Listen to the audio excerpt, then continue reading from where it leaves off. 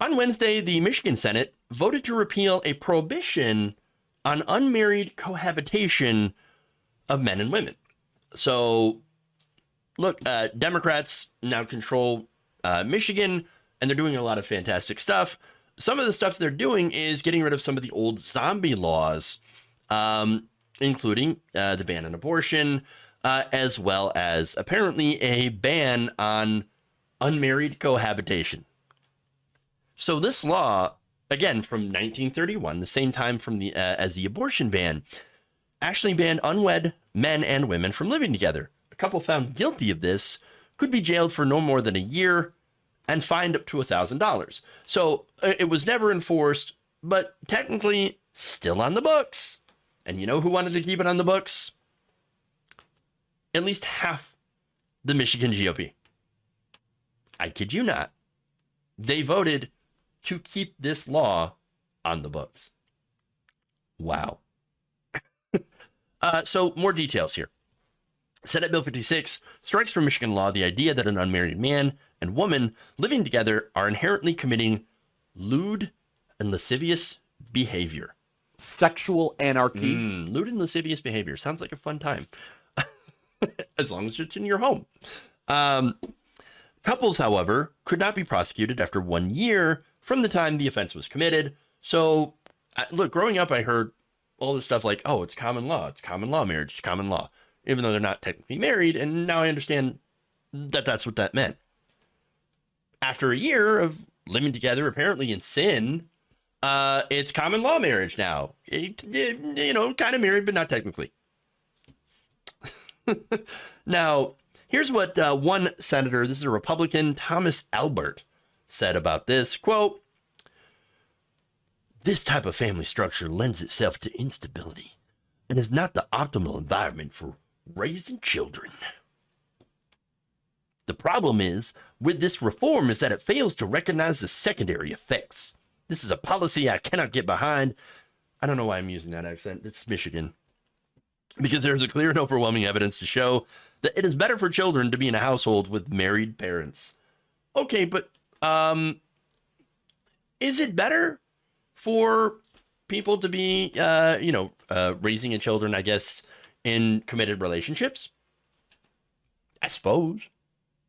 I mean, the other thing is, why is that the business of the government? Get out of our lives. Who cares? This is not an issue that should be, dealt with by state government and with potential criminal penalties. Again, the enforcement thing, nobody enforced this, at least not in my entire lifetime. It's stupid that it's even there.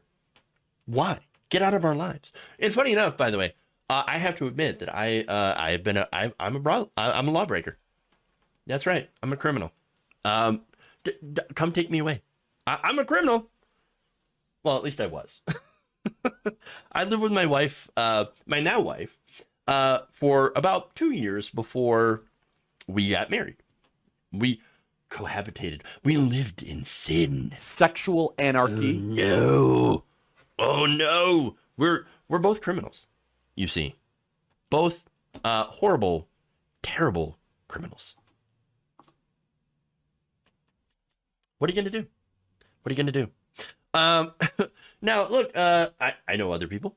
My sister, for example, passed away a few years ago, but her and her boyfriend lived together for many years, many years, before they ended up getting married. They had a child together out of wedlock. Oh, no. But wait, they ended up getting married. They had a very, very stable, happy relationship, stable marriage when they did get married. And what's the issue here? What's the problem? No, the problem is the right wing trying to come in and police our lives.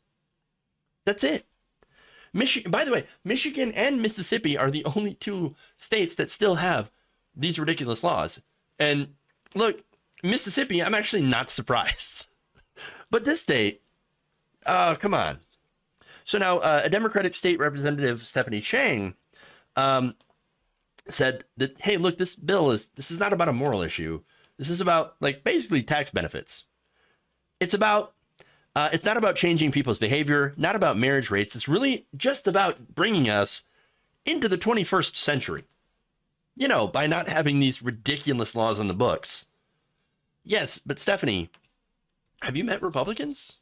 Their whole point is to bring us back to the 1950s or 1850s in some cases. They want to go backwards. But I mentioned tax benefits. And so part of this is also to try to extend tax benefits to couples that are not married, but living in the same household with dependents. Turns out Republicans are against tax cuts and tax breaks for families with children unless they're married. One Republican who did admittedly call the ban on cohabitation foolish said in a floor speech that he didn't support giving unmarried couples the ability to claim tax benefits for their dependents. What about the children? Don't you care about the children?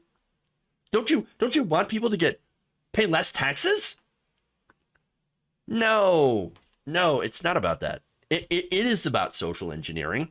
It is about setting up a family unit that they approve of. He says, I believe children should grow up with married parents.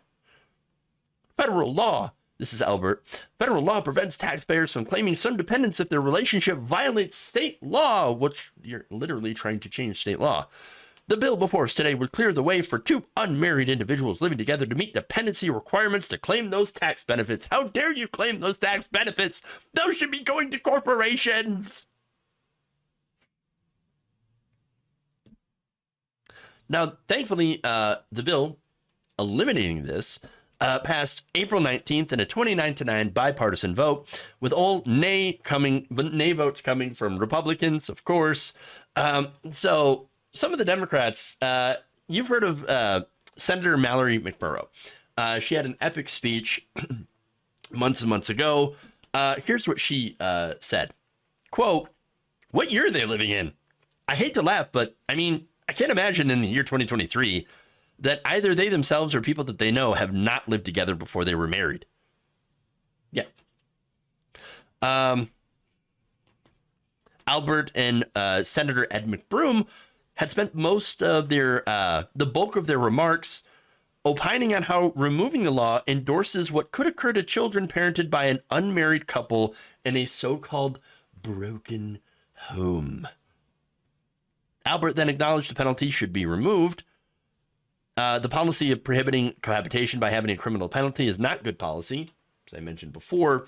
But McBroom had said a repeal of this law is not promotion of the common good. Get out of our lives. Get out of our lives. He then cited some unsettled studies. Quote, cohabitation has been consistently shown to decrease the resilience and permanence of marriage and to decrease the potential that marriage happens at all. Broken homes are incredibly damaging to the future of children. Now, I mentioned there's conflicting studies. Let me give you an example. Since 2000, premarital cohabitation has been associated with a lower rate of divorce, once factors such as religiosity, education, and age at co-residence are accounted for. So it turns out, like all human interaction, it's kind of complicated. Now, a 2012 study in the Journal of Marriage and Family also concluded that since the mid-1990s, whether men or women cohabitated with their spouse prior to marriage is not related to marital stability. That same journal, by the way, published a contradictory study finding that couples who lived together before marriage had a lower divorce rate in their first year, but had higher divorce rates after 5 years. But yet another study published by the Council on Contemporary Families, a nonprofit group at the University of Texas at Austin, found that premarital cohabitation seemed to make couples less likely to divorce. So again, the studies are all over the place, but it doesn't matter. This conversation means nothing. Hey, if you don't want to extend tax benefits, okay, have that conversation. But stop trying to get into people's personal lives and their relationships. That's what we're asking. Democrats aren't trying to police your personal life or your marriage, determine who and who cannot get married or when they should get married. No, this is Republicans. Republicans want to police the family unit. They want to define what the family is and to punish those either with lack of tax benefits or to punish people in other ways, penalties, and going after, for example, the LGBTQ community and trying to eliminate gay marriage, to punish people who do not fit their limited definition of what they believe a family is. That's ultimately what these laws are about and why Republicans continue to defend them.